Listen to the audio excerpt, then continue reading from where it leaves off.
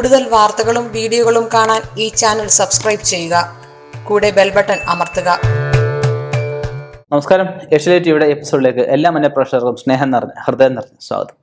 അതാണ് വിഷയം എന്ന് വെച്ച് കഴിഞ്ഞാൽ, അതികഠിനമായിട്ടുള്ള പ്രതിസന്ധികളെ മറികടക്കാൻ എന്താണ് നമുക്ക് ചോദ്യം വന്നിരിക്കുന്നത്. അതികഠിനമായിട്ടുള്ള പ്രതിസന്ധികളെ മറികടക്കാനായിട്ട് നരസിംഹമൂർത്തി എന്ന് പറഞ്ഞ മൂർത്തിയാണ്. ഞാൻ നേരത്തെ 1-2 എപ്പിസോഡിൽ പറഞ്ഞിട്ടുള്ളതായിട്ട് ഓർക്കുന്നു. അപ്പോൾ നരസിംഹമൂർത്തിയെ പറ്റി പറഞ്ഞിട്ടുണ്ട്. നരസിംഹമൂർത്തി എന്ന് വെച്ചാൽ മഹാവിഷ്ണു ഭഗവാന്റെ അവതരിതമായിട്ടുള്ള രൂപമാണ് നരസിംഹമൂർത്തി എന്ന് പറഞ്ഞു കഴിഞ്ഞാൽ. ഓം ഉഗ്രം വീരം മഹാവിഷ്ണു ജ്വലന്തം സർവതോമുഖം നൃസിംഹം ഭീഷണം ഭദ്രം മൃത്യുമൃത്യു നമാമ്യം. ഈ മന്ത്രത്തിലാണ് ഭഗവാനെ നമ്മൾ പൂജിക്കുക. നരസിംഹമൂർത്തിയെ നമ്മൾ പൂജിക്കുമ്പോൾ നരസിംഹ ഹോമമായിട്ടും എല്ലാവരും ചെയ്യാറുണ്ട്. പ്രതിസന്ധികളെ മറികടക്കുക എന്നുള്ളതാണ് അതുകൊണ്ട് നമ്മൾ ഉദ്ദേശിക്കുന്നത്. പ്രതിസന്ധികൾ മറികടന്ന് ഭക്തനെ ഭഗവാൻ രക്ഷിച്ച പോലെ, അതായത് കുറച്ച് നിബന്ധനകളൊക്കെ ഉണ്ടായിരുന്നു. അതിൽ ബ്രഹ്മദേവനായിട്ടാണ് നമ്മൾ ഈ വ്രതങ്ങളൊക്കെ കൊടുത്തിരിക്കുന്നത്. അപ്പം അതിൽ ഹിരണ്യകശുവിനെ ത്രിസന്ധ്യയ്ക്ക് നഖം കൊണ്ട് പടിയിലിരുന്നിട്ട് വധിച്ചതായിട്ടാണ് പറയപ്പെടുന്നത്. അതായത് ഹിരണ്യാക്ഷൻ ഹിരണ്യകശുവിനെ കഥയൊക്കെ അറിയാൻ വയ്യാത്തിട്ട് ആരും തന്നെ ഇല്ല. അപ്പം ഭഗവാനെ അതികഠിനമായിട്ട് ബഹുമാനിക്കുകയും ഭഗവാനെ ആരാധിക്കുകയും ചെയ്തു വന്ന ആ മകന് അച്ഛൻ എങ്ങനെ കാണിച്ചു, അല്ലെങ്കിൽ അച്ഛൻ എങ്ങനെ അതിനോട് പെരുമാറി, ആ അവസ്ഥ, അതായത് ബ്രഹ്മദേവനോട് വരം ചോദിച്ചതെന്ന് വെച്ച് കഴിഞ്ഞാൽ, എന്നെ മനുഷ്യൻ ആണും പെണ്ണും വധിക്കാൻ പാടില്ല, രാത്രിയും പകലും വധിക്കാൻ പാടില്ല, ആയുധങ്ങൾ കൊണ്ട് വധിക്കാൻ പാടില്ല, ഇങ്ങനെ കുറച്ച് വ്രതങ്ങളാണ് എടുത്തിരുന്നത്. അതിന് എന്തൊക്കെ നിബന്ധനകൾ വെച്ചിട്ടുണ്ടോ ആ നിബന്ധനകൾക്ക് അധിഷ്ഠിതമായിട്ടാണ് മഹാവിഷ്ണു ഭഗവാന്റെ ആ ഒരു അവതാരം, നരസിംഹമൂർത്തി അവതാരം എടുത്തിരിക്കുന്നത്. ഇപ്പം സ്ത്രീയും പുരുഷനുമല്ല, മനുഷ്യനുമല്ല. ഇപ്പം നരസിംഹം എന്ന് വെച്ചാൽ ഉടല് മനുഷ്യന്റെ കൂട്ട്, തല വരുമ്പോൾ സിംഹത്തിന്റെ കൂട്ടാണ് വരുന്നത്. ആയുധങ്ങളില്ല, കൈ നഖം കൊണ്ടാണ്. അതായത് രാത്രിയും പകലുമല്ല. ത്രിസന്ധ്യ എന്ന് വെച്ചാൽ എന്താ, രാത്രിയല്ല പകലുമല്ല.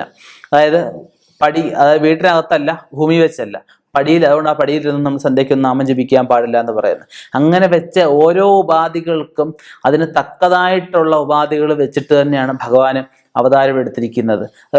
ഭഗവാൻ അവതാരം എടുത്തിരിക്കുന്നതായാലും മണ്ണിൽ നിന്നല്ല, അതായത് തൂണ് പുലർന്നാണ് ഭഗവാൻ അവതാരം എടുത്തിരിക്കുന്നത്. സ്ത്രീയിൽ നിന്നും വന്നതല്ല, സ്ത്രീ പ്രസവിച്ചതല്ല. അങ്ങനെ ഓരോ ഉപാധികൾക്ക് അനുസൃതമായിട്ടുള്ള ഉപാധികളോടെ ജനിച്ച ഭഗവാന് ഭക്തനെ രക്ഷിക്കാൻ വേണ്ട കാര്യങ്ങളെല്ലാം ചെയ്തു. അതായത് മാറ പിളന്ന്, അതായത് ആ ഒരു കുടലുമാല പുറത്തെടുത്ത് ആ ഭക്തനെ രക്ഷിക്കാൻ വേണ്ട ശിഷ്ടരായിട്ടുള്ളവരെ വധിച്ചതായിട്ടാണ് പറയപ്പെടുന്നത്. അപ്പം അങ്ങനെ ഉള്ള ഭഗവാന്റെ ആ ഒരു അവതാരത്തിന്, ആ രൂപത്തിനെയാണ് നമ്മൾ നരസിംഹ ഹോമമായിട്ട്, അല്ലെങ്കിൽ അതിൻ്റെ നരസിംഹ പൂജയുടെ പത്മമായിട്ട് ഇട്ടിട്ട് നമ്മൾ പൂജിക്കുക.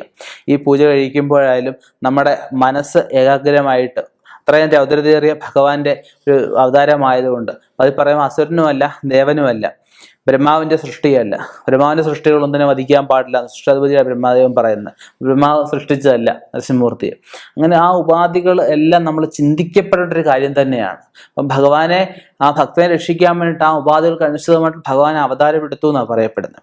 അപ്പം അതിൻ്റെ വിശേഷം നരസിംഹ പത്മവിട്ട് അത് ഹോമം കൊണ്ട് ഒരുക്കി, സഹസ്രമായിട്ട് ഹോമം കൊണ്ട് ഒരുക്കി അതിൻ്റെ വലത് ഭാഗത്ത് നരസിംഹ പത്മവിട്ട് ഭഗവാനെ 12 കൂട്ടം ചമതകൾ വെച്ചാണ് നമ്മൾ ആ ഹോമിക്കുക.